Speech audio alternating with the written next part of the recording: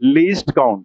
Least count का मतलब measurement of small length, ठीक है। जब बहुत छोटी बहुत स्मॉल लेंथ को मेजर करना होता है या कोई भी चीज, हम लोग यहाँ पर इसकी बात करते हैं लीस्ट काउंट की, ठीक है। जैसे अगर आप कोई भी चीज मेजर करते हैं तो हमने आपको सिग्निफिकेंट फिगर पढ़ाते समय एक पॉइंट बताया था कि अगर आप मीटर स्केल का यूज करते हैं तो आप सिर्फ मेजर कर सकते हैं, जैसे मान लिया 5.6 centimetre.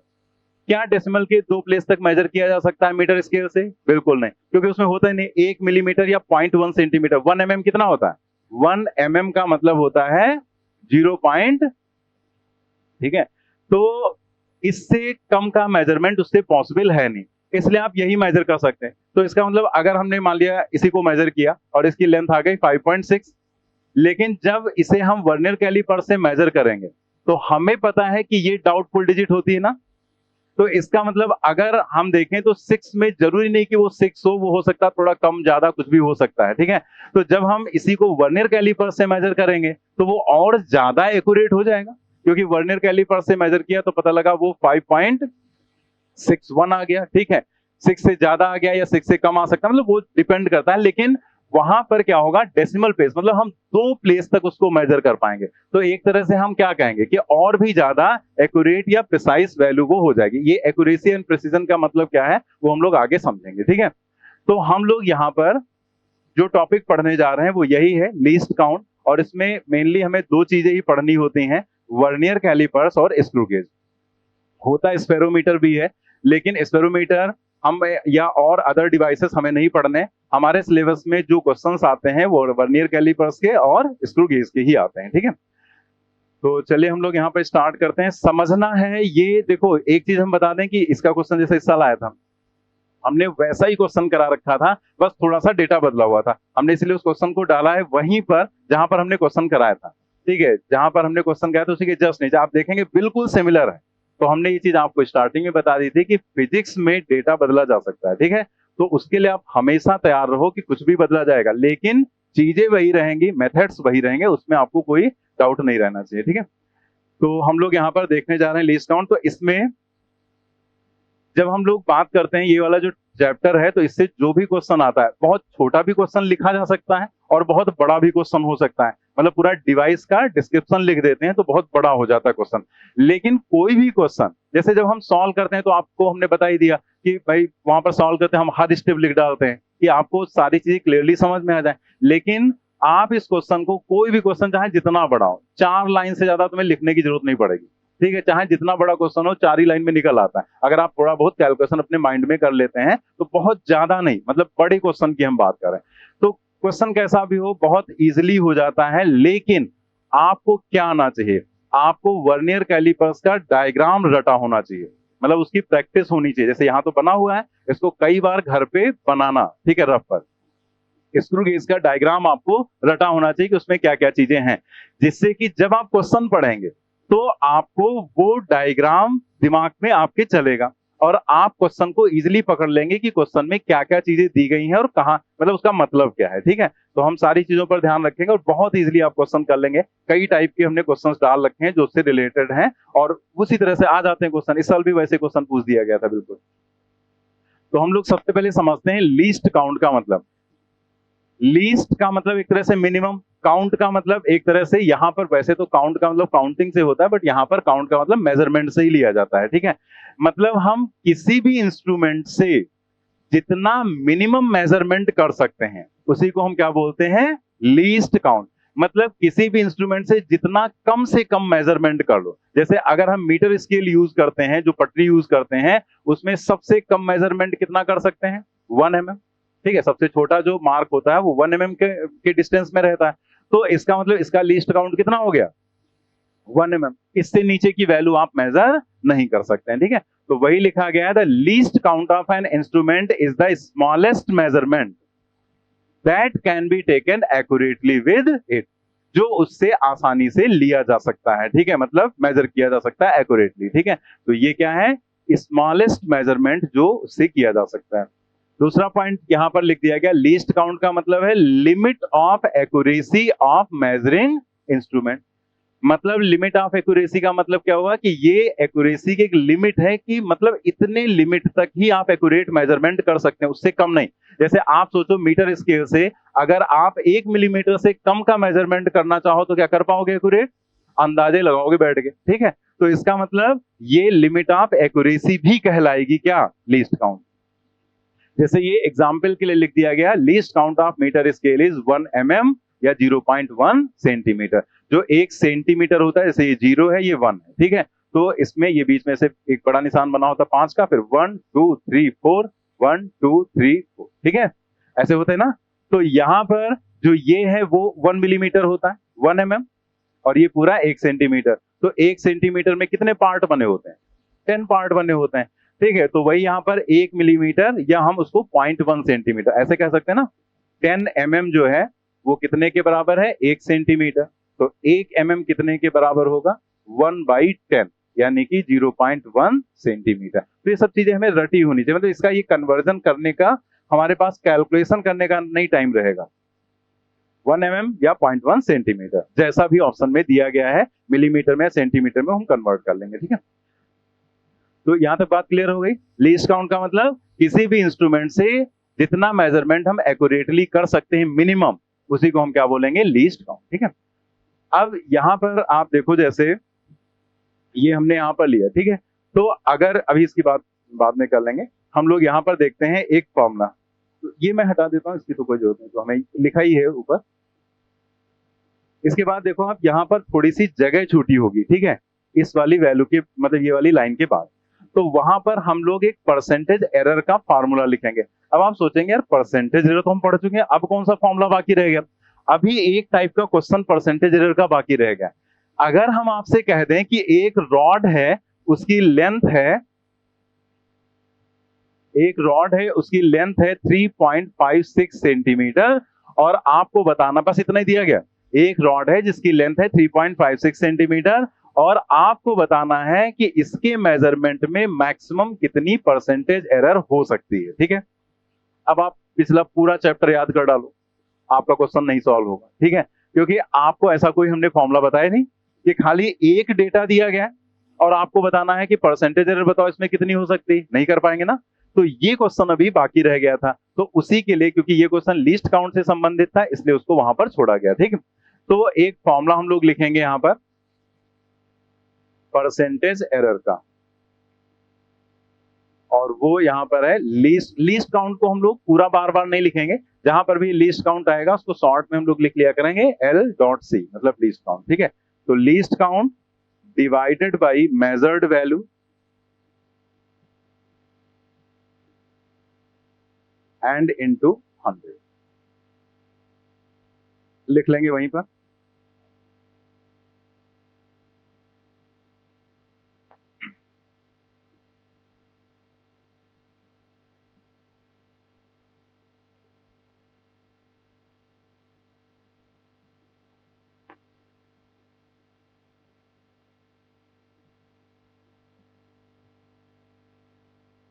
Percentage error is equal to least count divided by measured value into 100, ठीक है। तो ये जो यहाँ पर हम लोगों ने फॉर्मूला लिखा, अब जैसे इस फॉर्मूले को आपको यूज कैसे करना वो तो आगे क्वेश्चन में आएगा, ठीक है। ये वाला क्वेश्चन जो है इसी फॉर्मूले से लगेगा एक बार, ठीक है। दूसरा पॉइंट कि आपके दिमाग में ये चीज कभी, जैसे आपने बैठ के अपना आराम से पढ़ना शुरू किया, सोचने लगे, तो आपके दिमाग में एक पॉइंट आता है कि परसेंटेज एरर जो हमें बताया गया था, परसेंटेज एरर, उसमें तो ये फॉर्मूला था, मतलब जैसे अगर मान लिया ए में हम परसेंटेज एरर लिख रहे हैं तो DA divided by A into 100, यही तो लिखते हैं हम। तो आप यहां सोचोगे कि ये तो ठीक है, तो मेजर्ड वैल्यू या स्टैंडर्ड वैल्यू होती है, तो ठीक है कि भाई जो स्टैंडर्ड वैल्यू यहाँ पर मेजर्ड वैल्यू है वो हमने रख दी, ठीक है। जब वही हमें दिया गया है तो वही हमारी मेजर्ड या स्टैंडर्ड वैल्यू हो जाएगी। ऊपर हमने रखा लीस्ट काउंट, 100 में भी कोई प्रॉब्लम नहीं, ऊपर हमने रखा लीस्ट काउंट, और यहाँ पर ये क्या है? Absolute error. भाई DA क्या होता है? Absolute error. और यहाँ पर LC मतलब ये मैक्सिमम पॉसिबल एरर ही तो होती है। हमने क्या कहा था? मिनिमम एरर का तो कोई मतलब होता नहीं, लिमिट ही रखते हैं ना, मैक्सिमम एरर। तो हमने क्वेश्चन में आपको बताया भी था कि अगर वो आपसे एरर पूछे तो भी एरर निकालना है, और मैक्सिमम एरर पूछेगा तो भी एरर ही निकालना है। मतलब मैक्सिमम एरर ही आपको हमेशा निकालना होता है, चाहे वो मैक्सिमम एरर कहे या ना कहे, निकालेंगे हमेशा मैक्सिमम एरर। तो यहां पर ये हम मैक्सिमम मतलब वही एब्सोल्यूट एरर रख रहे हैं। अब आप सोचेंगे कि यहां लीस्ट काउंट क्यों रखा गया, नीचे तो कोई बात नहीं, और लीस्ट काउंट को तो कहा गया लिमिट ऑफ एक्यूरेसी, और रखा जा रहा है यहां पर कहां, जहां पर हमें एब्सोल्यूट एरर रखना है।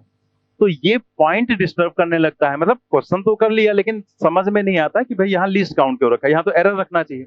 तो यहीं से आप समझो कि कोई भी मेजरमेंट जो आप करते हैं उसमें जो मैक्सिमम पॉसिबल एरर होती है वो लीस्ट काउंट के बराबर ही हो सकती है। मतलब जितना आप मिनिमम मेजरमेंट एक्यूरेटली कर सकते हैं उससे उतनी ही मैक्सिमम एरर की भी पॉसिबिलिटी उसमें रहती। जैसे अगर मीटर स्केल से आप मेजरमेंट करते हैं कितना, 0.1 सेंटीमीटर यानी कि 1 मिलीमीटर, तो अगर आपसे कहा जाए कि मैक्सिमम पॉसिबल एरर कितनी हो सकती है तो 0.1 सेंटीमीटर ही होगी। अब ये चीज आपने रट तो ली लेकिन आपको ये पॉइंट समझ में नहीं आ रहा है, ठीक है, कि भाई ये कैसे हो गया कि जितना एक्यूरेट मेजर कर सकते हैं उतनी ही एरर भी हो सकते हैं। अब समझो वही पॉइंट, ये वही डायग्राम है सिग्निफिकेंट फिगर में जो बताया था।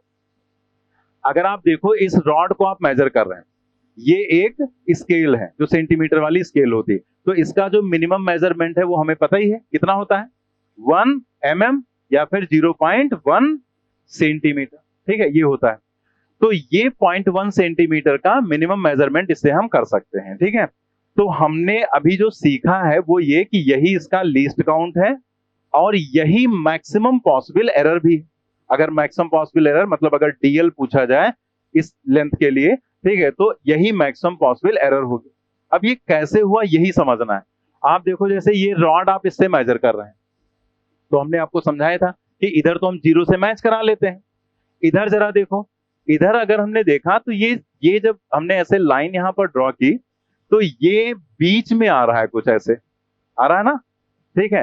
मतलब अगर आप इसको ध्यान से देखो, ये डायग्राम उसमें नहीं बना हुआ है, अगर आप ध्यान से देखो तो बीच में आ रहा है। हम थोड़ा सा और बड़ा करके दिखा दें, दिख रहा है ना। अगर हम इसको सीधे मिलाएं तो यहां पर देखो ना तो ये 4 पर जा रहा है और ना ही ये 5 पर जा रहा है, किसी पर नहीं जा रहा है। वो कहां जा रहा है, वो 4 और 5 के बीच में जा रहा है, ठीक है। तो अब होता क्या है,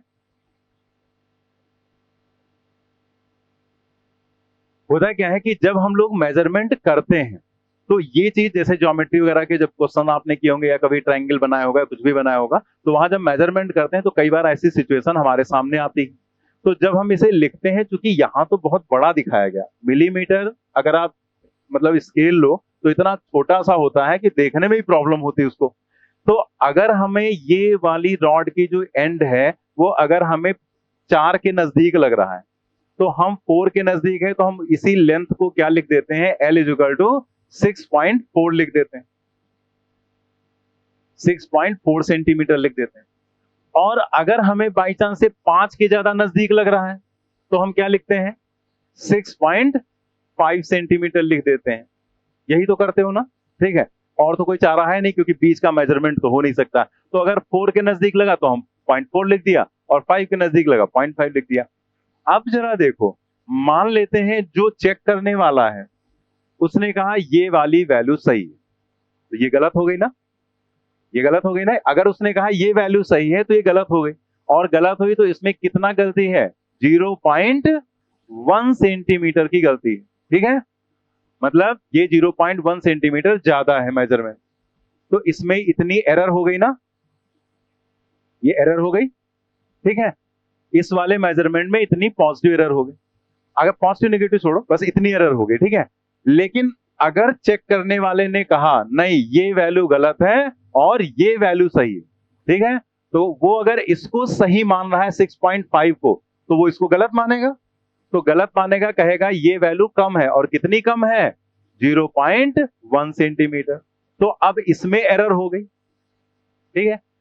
मतलब अगर इसे सही माना गया तो इसमें 0.1 की एरर, जो मेजरमेंट हमने लिखा, एक ने ये मेजरमेंट लिखा, एक दूसरे ने ये मेजरमेंट लिखा, किसी को वो 4 के नजदीक लगा था तो किसी को 5 के नजदीक। तो अगर कॉपी चेक करने वाले ने इसको सही माना है तो उसको इसमें एरर दिख गई, कितनी, 0.1, कि भैया इतना आना था और आप कितना लिख कर रहे हैं, 6.5। और अगर उसने कहा नहीं ये सही है तो कहेगा ये भाई गलत लिख कर लाया, ये कितना कम लिख कर लाया है, 0.1। अब जरा देखो दोनों में एरर कितनी आ रही है, 0.1 सेंटीमीटर। मतलब जो सही माना जा रहा है उसकी तुलना में दूसरे को गलत माना जा रहा है, तो उसमें एरर कितनी आ रही, 0.1। जरा लीस्ट काउंट देखो कितना है, 0.1 ही तो है। मतलब जितना हम इससे एक्यूरेट मेजरमेंट कर सकते हैं, मैक्सिमम एरर भी तो उतनी हो जा रही है।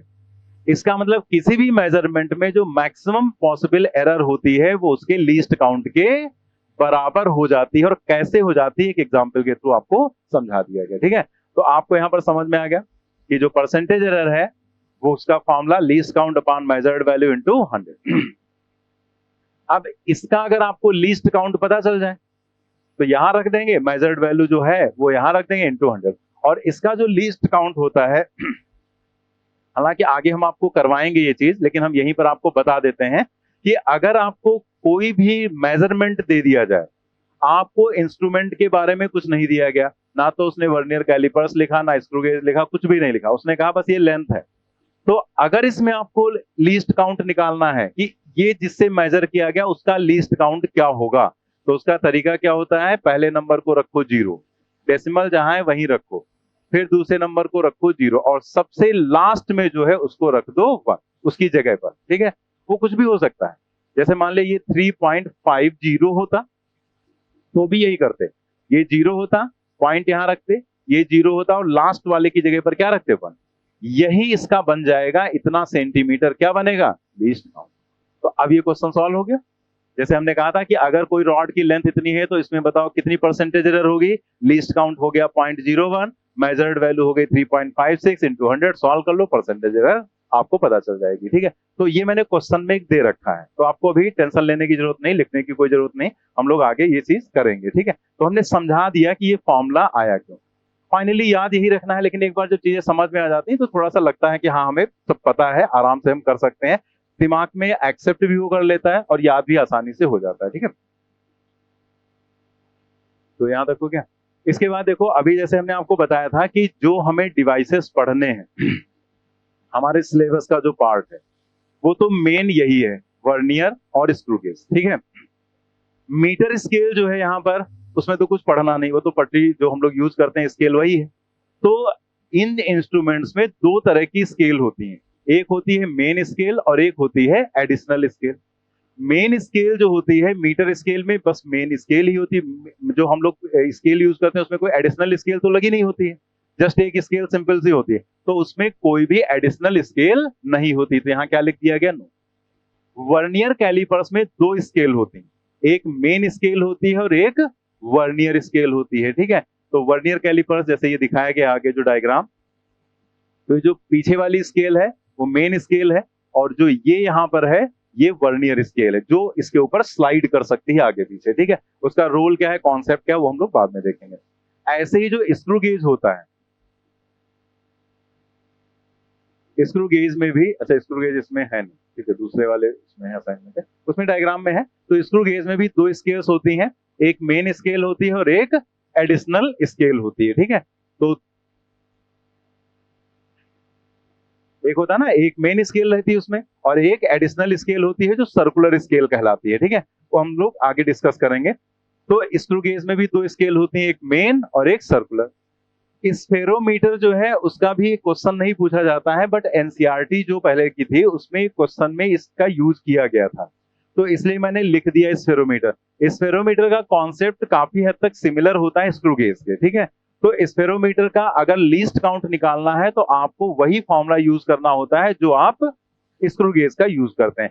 ठीक है, लेकिन मेन डिटेल में हमें सिर्फ दो ही ऑब्जेक्ट पढ़ने हैं, तो जैसे एक्सपेरिमेंटल स्किल्स में ये आपको मिलेगा सिलेबस जो लिखा हुआ है इसका, तो वो यही मिलेंगे, वर्नियर और स्क्रू गेज। ठीक है, यही दो हम लोगों को पढ़ना है। स्फेरोमीटर में भी मेन स्केल और सर्कुलर या हेड स्केल होता है। ठीक है, तो आज तो टाइम हो गया है। ठीक है, तो हम लोग नेक्स्ट टर्न पे ये पढ़ेंगे वर्नियर कैलिपर्स, स्क्रू गेज, और इनके हम क्वेश्चंस करेंगे। ठीक है।